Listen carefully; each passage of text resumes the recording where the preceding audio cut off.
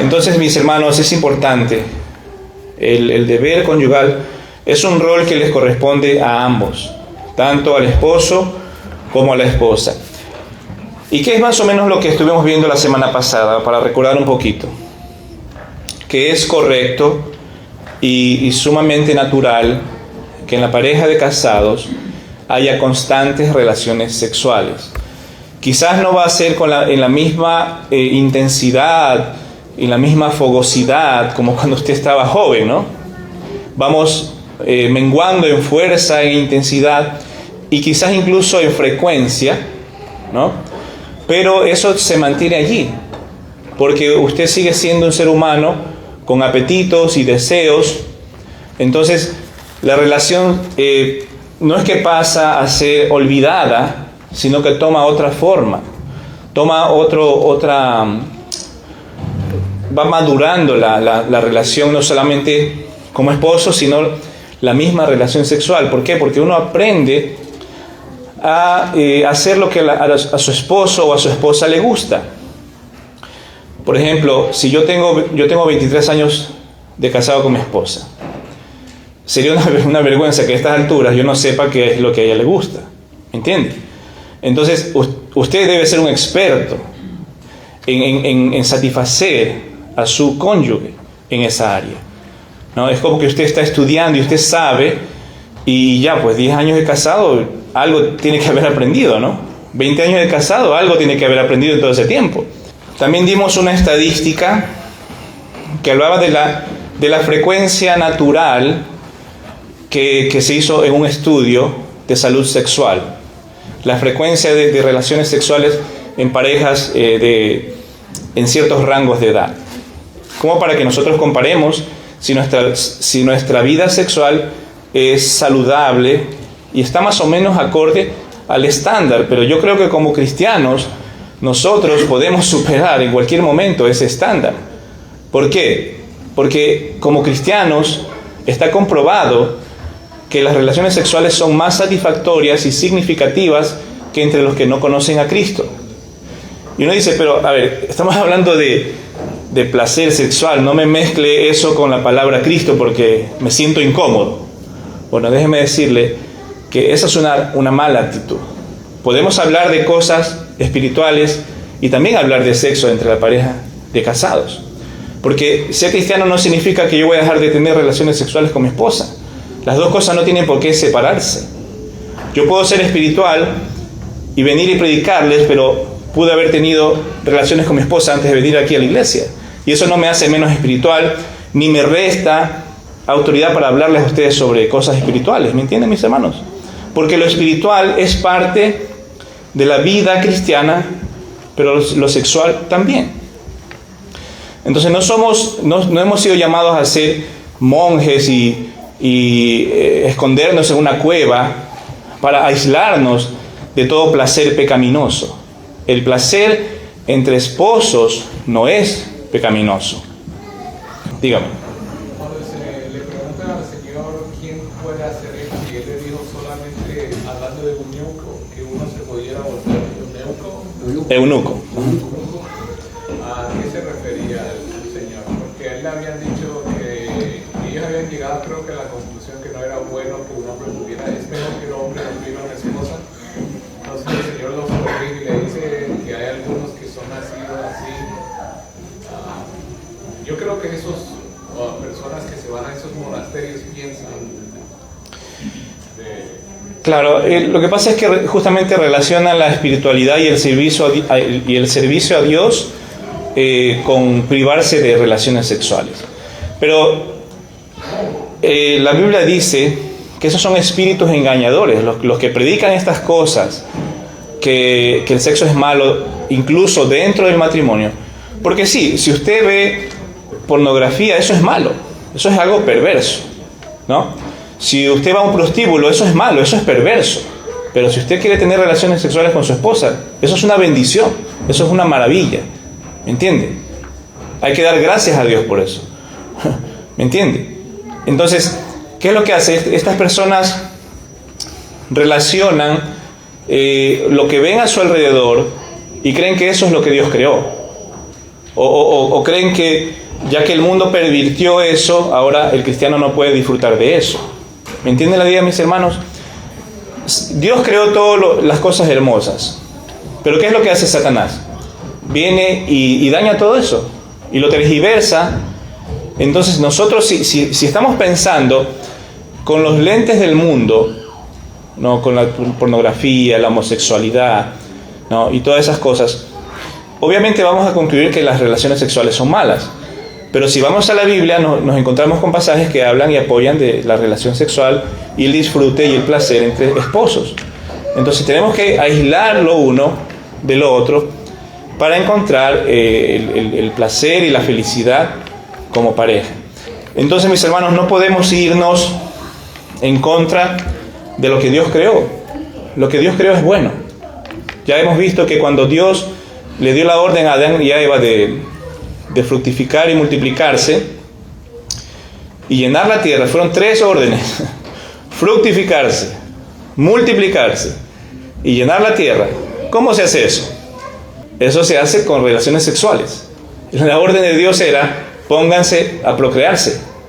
Y por eso Él nos capacitó con ese apetito, ese impulso sexual para poder corresponder a la orden de Dios. Porque si eso fuera algo malo o algo triste por hacer, habría menos de la mitad de la Tierra de habitantes en el planeta Tierra, pues, ¿no? ¿Por qué? Porque sería algo difícil de hacer, pero no es difícil de hacer. ¿No? ¿Por qué? Porque Dios lo creó, nos creó con la capacidad de poder responder en esa área a su mandato, que era reproducirnos, mis hermanos. Ahora, también estuvimos viendo que el mandato es cumplir y no negarse el placer el uno al otro. Y por último también estuvimos viendo que las relaciones sexuales entre pareja ayudan a evitar, en primer lugar, la infidelidad. En segundo lugar, la homosexualidad. En tercer lugar, la adicción a la pornografía. Y en cuarto lugar, la masturbación. Porque a veces pensamos que ya esos pecados no atacan a los casados. Pero no, eso está presente ahí. ¿Por qué? Porque el impulso sexual sigue presente, aunque usted tenga un anillo o no lo tenga en su mano. ¿Me entiende? Entonces, las relaciones sexuales dentro del matrimonio ayudan a poner un alto a todo ese tipo de pecados. Entonces, por eso, mis hermanos, es importante el matrimonio, para que el hombre satisfaga a la mujer y la mujer satisfaga al hombre. Si usted me dice: yo nunca me casé, nunca tuve ese problema, amén por eso. Porque eso es lo que pregunta Armando. ¿Qué de los que no se casaron? ¿Dónde entra lo de los eunucos que habla la Biblia? Y la Biblia habla de las personas que nunca se casaron, nunca tuvieron la necesidad de casarse porque tenían el don de continencia. ¿Y qué es ese don de continencia? Es que pueden vivir sin relaciones sexuales. Y hay personas que pueden vivir sin relaciones sexuales. Yo no estoy en esa lista, por eso tengo a mi propia esposa. Pero hay otros que sí pueden hacerlo. Lo triste es que si usted sí tiene deseos sexuales y ese impulso está allí, su cónyuge o usted no estén satisfaciéndose el uno al otro. Eso sí es muy peligroso y muy triste. No es natural que una pareja de casados ambos no estén procurando satisfacerse frecuentemente en esa área. Yo no les voy a decir 1 o 5 veces por semana, porque eso es algo que usted con su esposa, usted con su esposo, por su estilo de vida, tienen que aprender a determinar. ¿Me entienden? Eso es algo muy personal de cada uno. Pero si usted me dice que no está cumpliendo con su deber conyugal, entonces sí, mis hermanos, hay un gran problema. Y yo les animo a que pidan consejo. Puede ser que sea un problema médico, o puede ser un problema de ignorancia, o puede ser un problema, no sé, emocional, familiar. Pida consejo. Usted no puede reprimir esos deseos porque son naturales. O sea, si te casaste, ya no estás en la categoría de los eunucos, ¿no? Porque ya te casaste.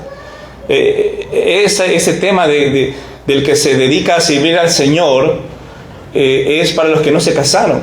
Ahí es donde aplica que dices no a tus apetitos sexuales para dedicarte solo al Señor.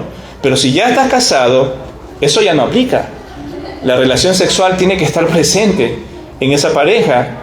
Y si a mí me dice, yo no tengo relaciones, eso es un síntoma grave de que algo está pasando allí. ¿Me entienden, mis hermanos? Algo está pasando allí. Yo les animo, mis hermanos, pidamos consejería en caso de que sea necesario. También Armando hizo una pregunta importante, el tema de los métodos anticonceptivos. Y estoy analizando la respuesta que di y me faltó decir un detalle importante. Los métodos anticonceptivos son recomendables. No hay en la Biblia nada que prohíba usar métodos anticonceptivos. Pero sí hay métodos anticonceptivos abortivos. Y esos son los que usted debe evitar. La pastilla del día después. ¿Ha escuchado usted eso? ¿Sí? Eso es un método abortivo. Entonces eso es matar al embrión que ya está en su útero. Y eso se llama pecado de asesinato, ¿no? Usted no puede matar al embrión porque está matando a un ser humano. Entonces sí podemos usar métodos anticonceptivos, pero no abortivos, sino que tiene que evitar el embarazo, no corregirlo, no pararlo, no destruirlo. ¿Sí nos entendemos, mis hermanos, en eso? No, eso es lo correcto. Y también habíamos hablado de el tema de los hijos, de la cantidad de hijos. Porque por eso es que uno planifica para no llenarse de hijos, porque hoy por hoy es muy difícil estar lleno de hijos, sobre todo en ciudades como esta, ¿no? Donde todo cuesta un ojo de la cara. Entonces, usted puede ver, ¿no? La Biblia dice que bienaventurado el que llenó su aljaba de ellos. Pero es usted el que decide el tamaño de esa aljaba. En mi aljaba solo entraban 3 flechas. Entonces, cada uno decide el tamaño de su aljaba. No, la aljaba es lo que usaban los guerreros, donde ponían sus flechas. Entonces mi aljaba solo resistía 3 flechas. Y, por ejemplo, no sé si ustedes se acuerdan la historia de Saúl y David. Cuando David quería ir a pelear, ¿qué es lo que hizo Saúl? David quería matar al gigante. Y Saúl, que era un hombre grande, fuerte, viene y le pone su armadura a David. ¿Y qué hizo David? Él dice, pero yo no puedo con esto, yo nunca usé esta cosa, no la necesito, no es mi talla. Y fue y peleó como pudo, ¿no? Como él era. Entonces, mis hermanos, eso nos habla de que cada uno sabe cómo puede luchar esta batalla, cómo puede responder en la batalla de la vida. Yo no le puedo decir a usted, 3 hijos es lo mínimo que debe tener, o si no usted está pecando. Puede ser que usted quiera tener solo 1, y está bien por eso. O usted cree que tener 10, si usted va a poder con 10, está bien, ¿no? Lo importante es planificar con su cónyuge qué cantidad de hijos desean tener, mis hermanos. Tengo una pregunta al respecto. Dígame. Si usted planea tener 1 y estar en quinquillo. Y ha pasado. Ha pasado. Entonces, ahí yo vengo con mi teoría y digo que el Señor es el que decide cómo las cosas vienen, ya uno está predispuesto para eso. Porque algunas veces te puede decir, oh, no, yo no me quiero 1, y de repente vienen, le salen 3 o 4, y hay muchos que quieren 1 y no tienen nada. O sea que el Señor sabe a qué tiempo y cómo, también cuando le llega, porque algunas veces uno planea, pero el Señor es quien decide. Así es, uno puede planificar, pero el Señor es el que va, Él es el que pone la fertilidad. en el vientre de la mamá, ¿no? O sea, el Señor está a favor de la fertilidad.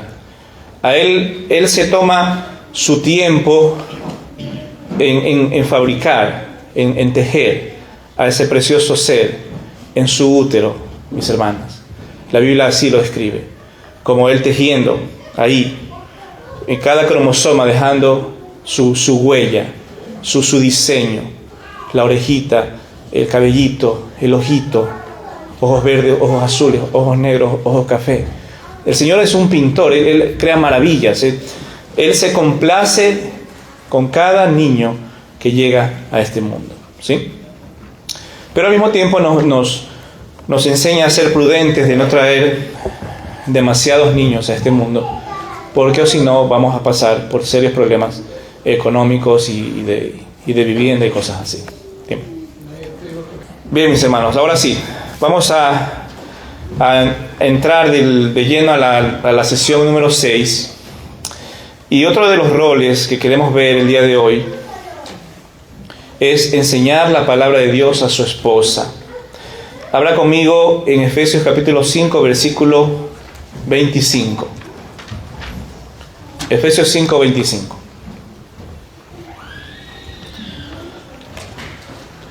Este es un rol sumamente importante para un marido,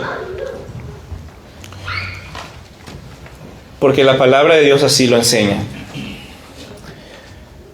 Mire lo que dice allí: maridos, amad a vuestras mujeres, así como Cristo amó a la iglesia y se entregó a sí mismo por ella, para santificarla, habiéndola purificado en el lavamiento del agua por la palabra. En esas últimas 3 palabras está lo que queremos enfatizar. Ese lavamiento del agua por la palabra es justamente el hecho de enseñar la palabra del Señor a nuestras esposas, para que ellas puedan purificar sus pensamientos, sus palabras, sus emociones con el filtro de la palabra de Dios. Habla también 1 Corintios 14, para ver otro pasaje allí importante. 1 Corintios 14, versículo 34.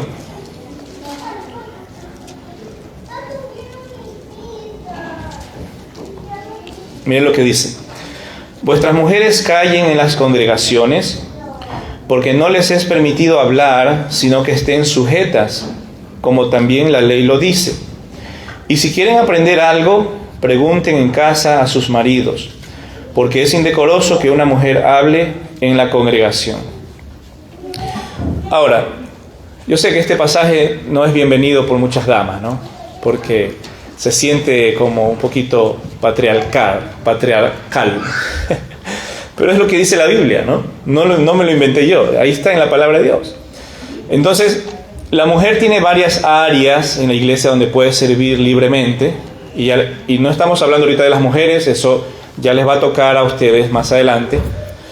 Pero lo que quiero rescatar de este pasaje es el versículo 35, que dice que si quieren aprender algo, pregunten en casa ¿a quién?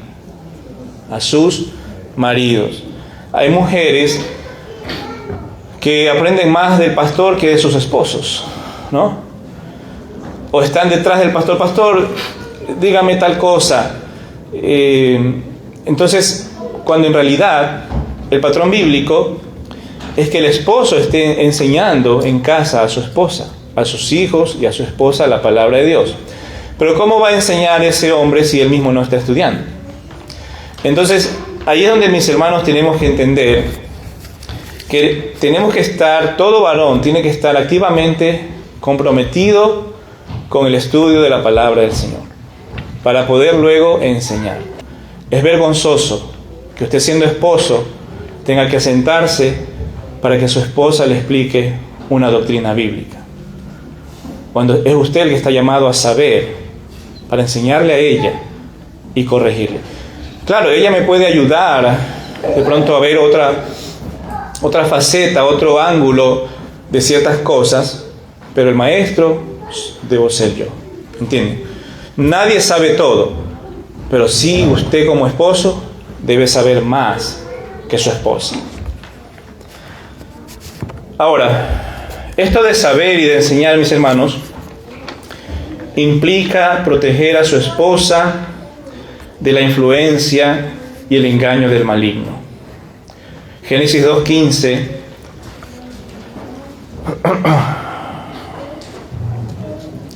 Génesis 2:15 dice que tomó pues Jehová Dios al hombre y lo puso en el huerto de Edén para que lo labrara y lo guardase. Esa palabra guardar significaba estar en guardia para proteger de cualquier tipo de intrusión del enemigo. Entonces Dios dejó a Eva en manos de Adán después de ser creada. Eso es lo que usted ve en la Biblia, ¿no? Dios crea a Eva, se la entrega a Adán, y de ahí en adelante Dios regresó a sus asuntos, y ese hombre tenía que ahora estar con ella y cuidarla y protegerla. Pero Génesis 3, del 1 al 7, nos relata la caída de Eva en pecado y que Adán lamentablemente no hizo nada por ayudarla.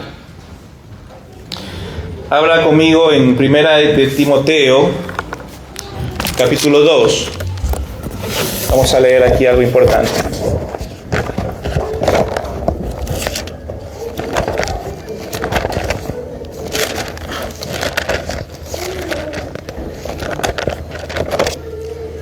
Mira lo que dice 1 Timoteo 2:12.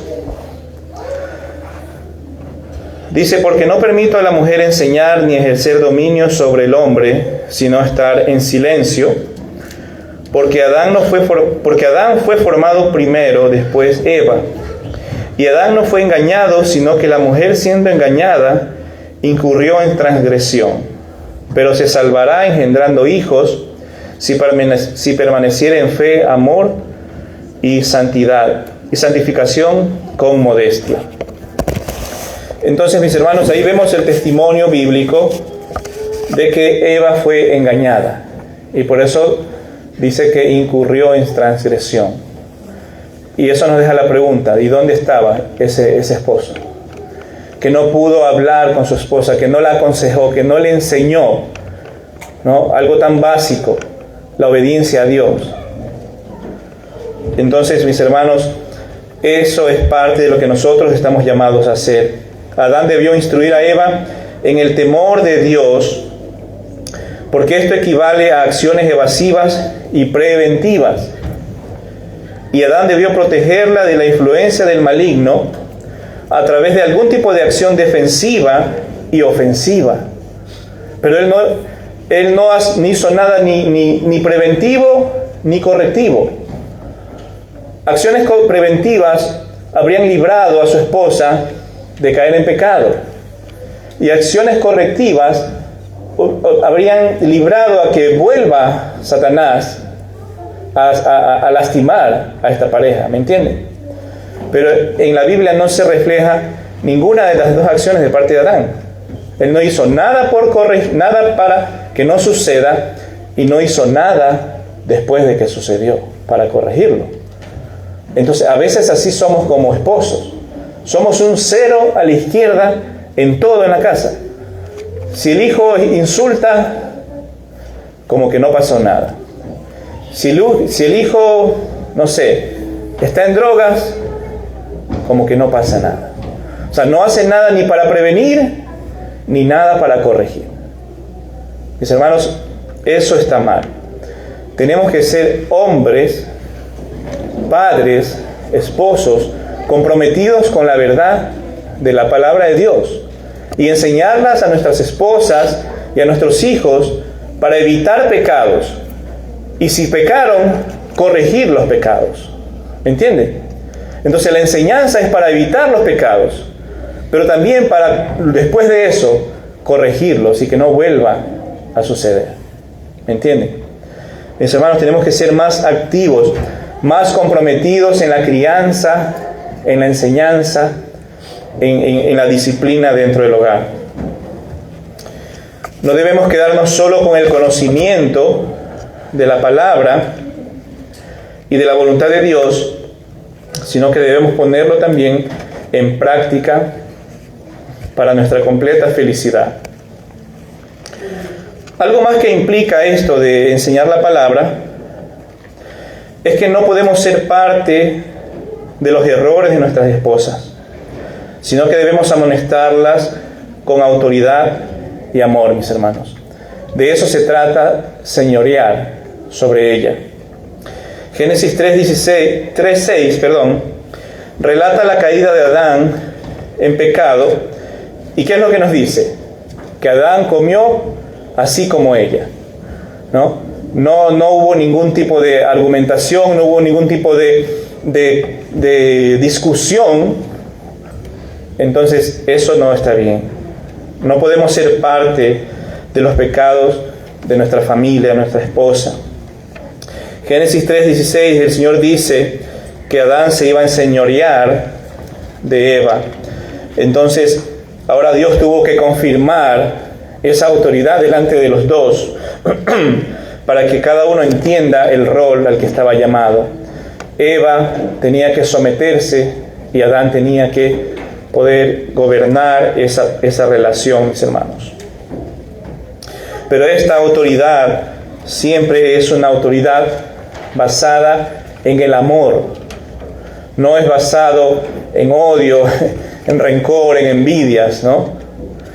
¿Por qué? Porque cuando, yo le pregunto a usted, ¿cuándo a usted o a mí el Señor Jesús nos obligó a hacer algo? ¿A usted lo agarró el Señor como a Jonás y lo tiraron al agua y se lo tragó un pez para que se vaya a predicar? Eso solo le pasó a Jonás. Usted y yo no somos Jonás. Cuando el Señor lo llevó de los cabellos, ¿no? Cuando Bueno, Juanito, ¿pasó algo por allí? Cuando a uno de nosotros el Señor nos ha llevado a rastras a servirle, o nos ha obligado, nunca, ¿no? Pero el Señor dice que es la cabeza de la iglesia y lo pone en ese ejemplo para que nosotros entendamos qué es ser cabeza de nuestras esposas. Entonces, siempre hay una conversación. Puede ser que no estemos de acuerdo en todo, pero yo no necesito obligarla a ella. Yo no tengo que someterla a la fuerza. Esto tiene que ser en base al amor. ¿Qué es lo máximo que yo puedo hacer como esposo? Esto es lo que dice la Biblia. Esto es lo que tenemos que hacer. Yo no te voy a obligar físicamente a hacerlo, pero tú tienes que llevar las consecuencias de tu pecado. Si tú lo vas a hacer, yo como esposo libro mi cuerpo, mi persona de este pecado, porque yo te estoy advirtiendo con la palabra de Dios que no hagas lo que quieres hacer. ¿Me entienden? Hasta ahí llega lo nuestro. Es como el Señor nos dice en su palabra, ¿no? Él nos enseña, nos explica, nos redarguye, nos reprende, nos exhorta, pero no nos agarra en la oreja para que lo obedezcamos, pues. ¿Qué le da derecho a un hombre entonces para alzarle la voz a su mujer, para alzarle la mano a su mujer? Nadie da derecho a un hombre de abusar verbalmente, peor físicamente, de una mujer. La mujer tiene que ser tratada como lo que es, como el vaso más frágil, ¿no? Como decían los abuelitos, ni con el pétalo de una rosa se golpea o se lastima a una mujer, ¿no? Entonces, mis hermanos, ser cabeza significa amarla, guiarla, y también implica, como les dije, no ser parte de sus pecados, sino corregirla y amonestarla en amor para que cambie algún tipo de mala decisión. Ahora, otro de los roles que tenemos que ver es que nosotros tenemos que poner la palabra de Dios en primer lugar en cada decisión de la vida familiar, mis hermanos. En Génesis 3:17, el Señor dijo esto a Adán. Dice, y al hombre dijo, por cuanto obedeciste a la voz de tu mujer, etcétera, etcétera.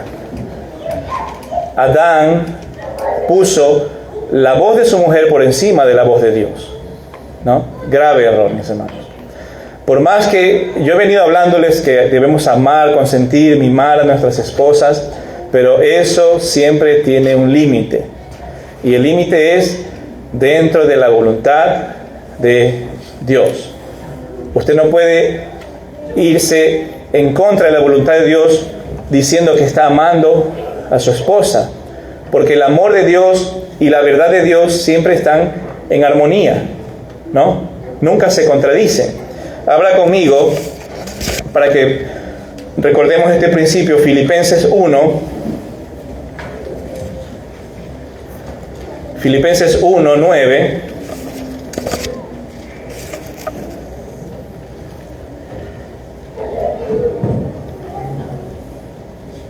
Mire lo que dice allí el apóstol Pablo. Dice, y esto pido en oración, que vuestro amor abunde aún más y más en ciencia y en todo conocimiento, para que aprobéis lo mejor, a fin de que seáis sinceros e irreprensibles para el día de Cristo, llenos de frutos de justicia, que son por medio de Jesucristo, para gloria y alabanza de Dios. Qué tremendo pasaje este, ¿no? Mire cómo lo expone aquí el apóstol Pablo claramente. Dice que nuestro amor debe abundar más y más, ¿pero en qué cosa? Versículo 9. Dice que debe abundar más y más en ciencia y en todo conocimiento. Mis hermanos, el amor no se aísla de la verdad. El amor no niega la verdad, no afecta a la verdad. Entonces usted debe amar a su esposa con pleno conocimiento de lo que es la verdad, para no cometer pecados y errores. Y el versículo 10 dice, para que aprobéis lo mejor. Por eso usted tiene que enterarse de las cosas. Por eso usted tiene que estudiar la palabra de Dios. ¿Para qué? Para que aprobéis lo mejor.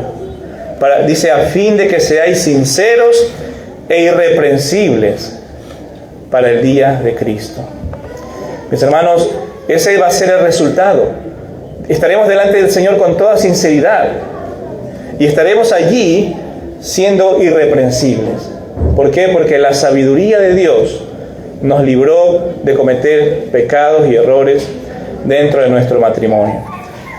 Entonces, mis hermanos, el amor debe abundar en toda ciencia y conocimiento. El amor no es contrario a la razón. Amor no significa dejar de pensar para solo actuar. Usted ama mientras piensa lo que está haciendo. Cuando usted y su pareja, eso es algo que escuché de un predicador un día. Cuando usted y su pareja están de acuerdo en todo, es porque uno de los dos no está pensando.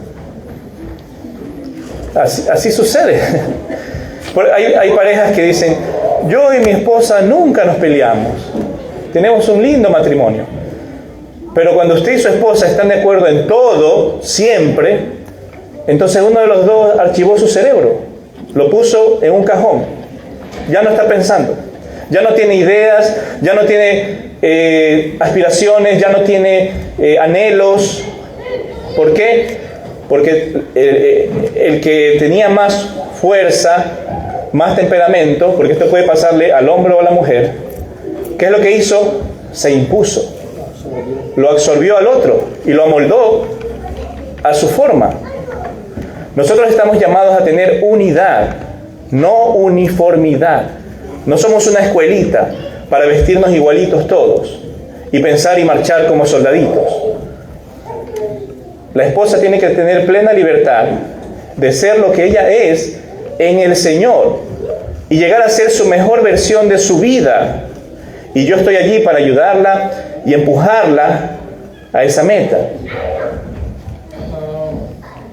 Yo no sé de qué mujer hablas tú, pero definitivamente que las mujeres no necesitan ayuda para ejercer su voluntad. Esa ha sido mi experiencia en la larga de esta vida. Yo más bien necesito ayuda para otro. Es mi esposa, es mi mamá, es mi... Sí. La mujer no la doma a nadie, compadre. Y la mujer sabe qué tipo de hombre también acepta, ¿no? Las mujeres son muy inteligentes y ellas cuando aceptan al hombre con el que se van a casar, muchas veces ya saben cuál es el caballo ganador, ¿no? Porque ellas han sido pretendidas por varios antes de que nosotros lleguemos a sus vidas, ¿no? Pero ellas decían, no, este no, vamos a dejar pasar este. Necesito otro que tenga otras características. Avanza, avanza, avanza. Este es el que necesito. Dice bingo. Bingo. Pero ¿qué pasa, mis hermanos? Que muchas veces se escoge con ideas incorrectas, ¿no? Solo por ponerle brevemente un ejemplo. Una mujer de temperamento firme, una creyente, ya tenía como 30 años de matrimonio. Y un día, así en confidencia, me dice, Samuel, me dice, porque ella como era mayor, me tuteaba, ¿no? Me dice, no tienes idea lo frustrante que es tener un marido que no tome la iniciativa en nada. Y yo tenía ganas de decirle, pero con su temperamento, ¿quién quisiera contradecirla a usted, pues, mi hermana? ¿No? ¿Quién quiere meterse con un dragón, ¿no? Y que lo consuman de una buena llamarada, ¿no? Entonces, ese hombre, pues, sumiso, excelente hombre, excelente padre, trabajador, de 10 puntos, como le pasó al pobre futbolista Kaká, ¿no? 10 sobre 10.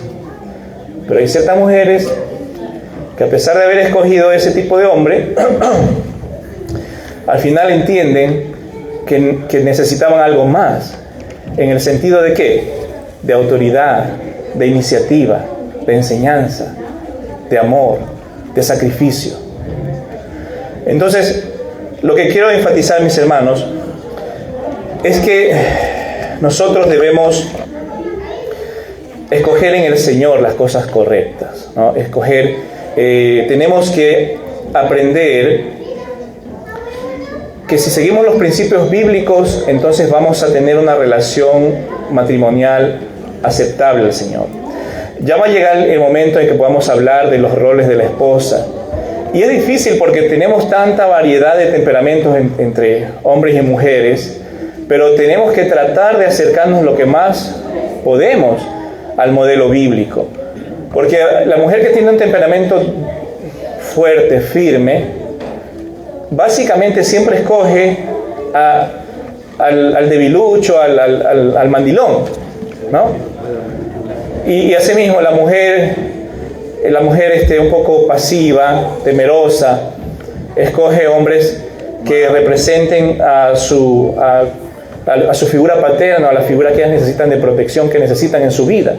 Entonces las mujeres que están, por ejemplo, a favor de todas estas cosas como la liberación femenina, ¿no? Y todas estas cuestiones, siempre al final terminan casándose con un hombre pasivo al que pueden dominar. Y llegan el momento en su vida, como el caso que les conté, de que reconocen que ellas tuvieron que hacer todo, porque el otro no reaccionaba, no tenía iniciativas. Pero, ¿qué es lo que quiero decir, mis hermanos? Ya sea que usted sea una mujer pasiva, temerosa, insegura, o una empoderada, una mandona, una fuerte, una que se impone, al final de su vida, usted va a reconocer que el modelo bíblico siempre fue la mejor opción. Que usted tenía que haberse sometido a su esposo y dejar que ese hombre se desarrolle para que sea él el que tome la autoridad y la batuta dentro del hogar. A veces las mujeres, y bueno, tuvimos que pasarnos a hablar sobre las mujeres para aclarar este tema, pero a veces las mujeres amoldan al hombre a lo que ellas quieren, para después de 20, 30 años llorar y quejarse de que ese hombre no servía para nada. ¿Entienden? Entonces, mis hermanos, tenemos que entender que en el matrimonio, cuando uno de los dos deja de ser lo que es, uno de los dos ya no está pensando. Estamos llamados a expresarnos, a crecer juntos, a madurar juntos, a poder desarrollarnos como personas. Y usted como esposa tiene que dejar que su esposo tome el liderazgo, las iniciativas, los proyectos, las riendas del hogar. Puede ser que usted sea incluso más inteligente que él, pero ese no es su papel. Déjelo que él desarrolle esa área en su vida, mis hermanos. Entonces, mis hermanos, ese es hasta ahí nomás vamos a quedar, porque ya, por amor al tiempo, vamos a terminar. Y la próxima semana vamos a seguir, quizás ya la semana que viene vamos a terminar con los roles del hombre, para empezar a hablar sobre los roles de las mujeres. Así que espero ver mujeres el próximo miércoles. Bien, vamos a orar por este. Padre, te damos gracias, Señor, por este tiempo, por esta palabra. Señor, te pedimos que nos bendigas y nos ayudes a ponerla en práctica, Señor. Te rogamos esto en el nombre de tu amado Hijo Jesús. Amén.